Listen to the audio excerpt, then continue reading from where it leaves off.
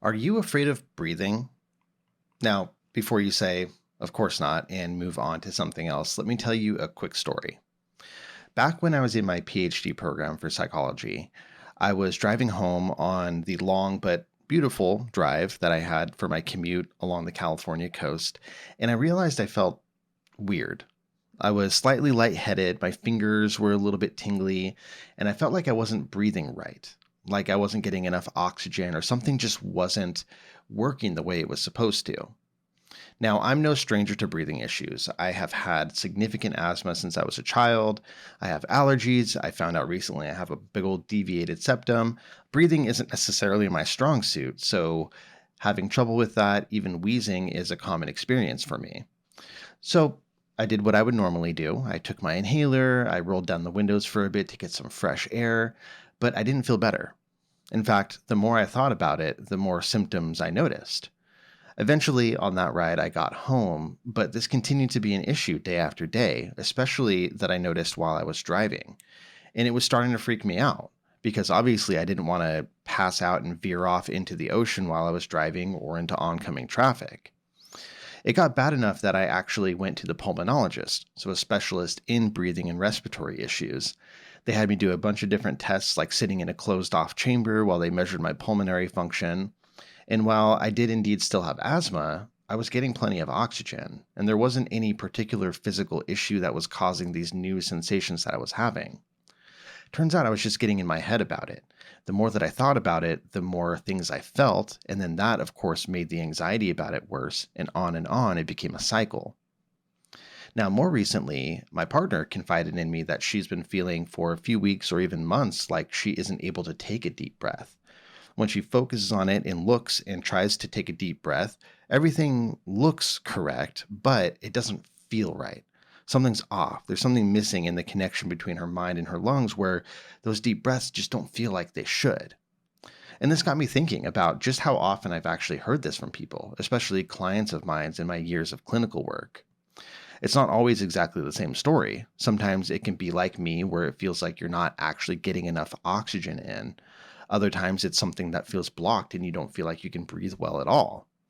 The underlying similarity, though, is that there isn't anything physically wrong. You just get in your head about the idea of not being able to breathe right. Then what happens is this leads to avoidance. Not avoidance of breathing entirely, that would lead to passing out or potentially death, but instead avoidance by trying to distract yourself from paying attention to your breathing, or taking shallow breaths so you don't trigger any weird sensations that come along with deep breathing, or even checking over and over and over to see, did that breath feel right? Does this feel like I'm breathing the right way? Am I getting enough oxygen? And just checking in with yourself over and over again. And in this way, it can become somewhat compulsive, similar to what we see in obsessive-compulsive disorder. Rather than chilling out and just being on good terms with our breathing, however it might happen, we take some sort of action to make ourselves feel better about it because we've become afraid of breathing. And it sucks, right? It can almost feel like a betrayal because it's such a fundamental natural action that becomes something to obsess over. But don't worry if you find yourself in this position, I have some ideas for you. In reflecting on this, I've come to realize that in the field of mental health, we suggest breathing exercises for a variety of purposes, but we may be missing out on one crucial use of breathing practices. Breathing can be helpful for relaxation training. Certain exercises can be great for building mindfulness, or even for physical training, like if you sing or play an instrument or perform a sport. But I think that we should also be using breathing exercises for exposure. Very briefly, we use exposure therapy in treating anxiety disorders. Anxiety basically tries to keep you safe by making you avoid things that it believes could be dangerous, even if in reality they are not dangerous. Instead, one of the most helpful things to do is counteract this and give yourself exposure to the triggers so they don't impact you as much. The same concept can be applied here. Now, at this point, I definitely don't blame you if you start to say, what the heck are you talking about? We literally breathe every moment of every day. This is how we stay alive. How can you use exposure work with something that you never stop doing? Don't we have a built-in exposure system? That's a great observation, right? Very helpful to recognize that your body isn't going to just give up on you, that breathing is an automatic process. It's going to happen no matter what. But no, that's not the kind of exposure that we need. Much like other forms of exposure work, it's not actually the act itself that we need to build a tolerance for. It's the discomfort and uncertainty that we need to build a tolerance for. That's the thing that anxious people hate, not knowing. There's a freakiness that comes along with focusing intensely on your breath. It's the uncertainty of not knowing if there's something actually wrong with you, the feeling of fear that you might pass out, that you might get too lightheaded and fall over. It's the mind games that eventually convince you that you're going to die. Now, provided that you've already ruled out any serious physical health issues like I did back when I went to the pulmonologist, that's not going to happen. As long as you're medically in the clear, there isn't really anything left to solve. It's not about making these weird feelings go away by compensating in some sort of way with your breathing or otherwise physically, or by thinking your way out of them, playing those mind games. It's actually about realizing that you're going to be okay and approaching the discomfort so you can get better at dealing with it. So, how can you do this? How can you use exposure work to become less freaked out about breathing? I sort of already told you, breathing exercises, but how and what kind? I'm going to tell you, but really quick, let's take a break and talk about our sponsor for this episode.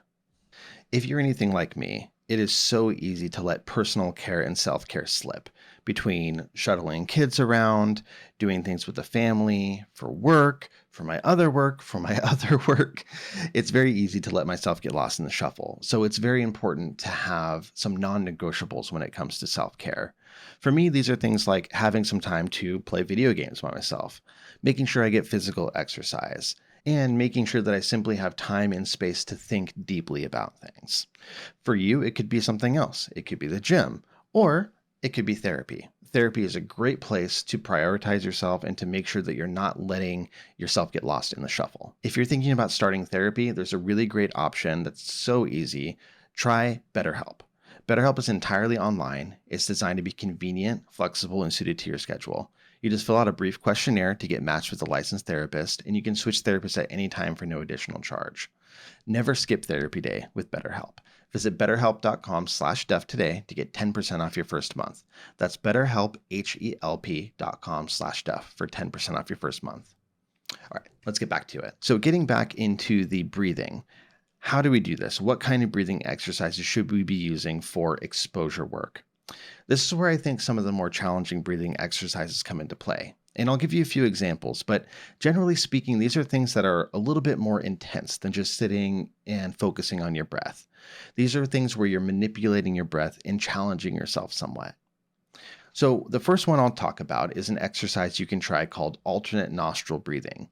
There are technically different forms of this, but one that I like using is you put your thumb and index finger on either side of your nose, or if you're missing a finger or can't do that, whatever adaptation works for you where you can plug both nostrils. But, essentially pinch your nose as if you smelled something bad or as if you were going to be going underwater. Now you close off one nostril and you breathe deeply in through the other one, filling your lungs entirely. I can barely breathe today, so this is a good example. So you breathe in, then you close that nostril off and switch to the other one being open. Exhale completely, and then breathe in through that same one that's open. And then switch.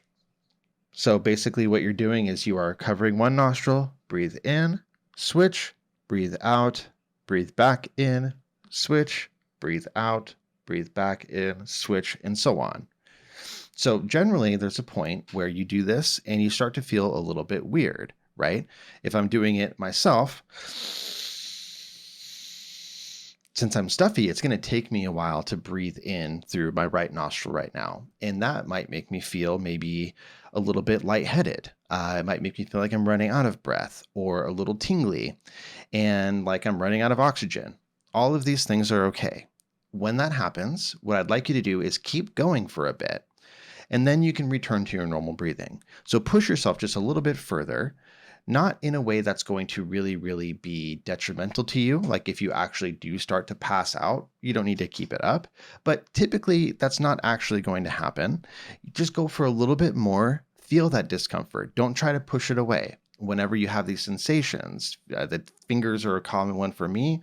For you, it might be feeling flushed or lightheaded. It might be actually a little panic symptoms of your heart racing. Whatever it is, don't try to just push those away.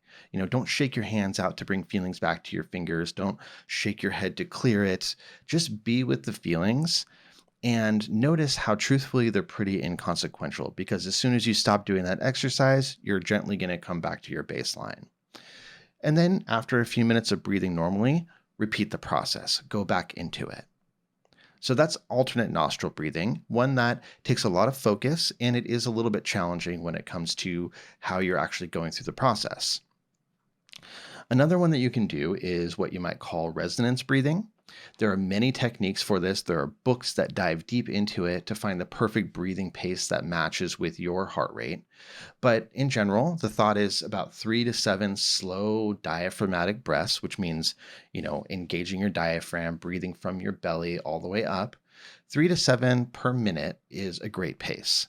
For me, I've found out that breathing in for 4 and breathing in for 4, no hold, breathing out for 6. So no hold or rest in between, but breathing in for 4, breathing out for 6 is a really good pace for me. During the 4-count inhale, I try to breathe deeply from my belly and fill up my lungs entirely. And on the exhale, I try to focus on keeping a steady flow while getting rid of all that air. And just repeating that over and over again. So it looks a little something like this.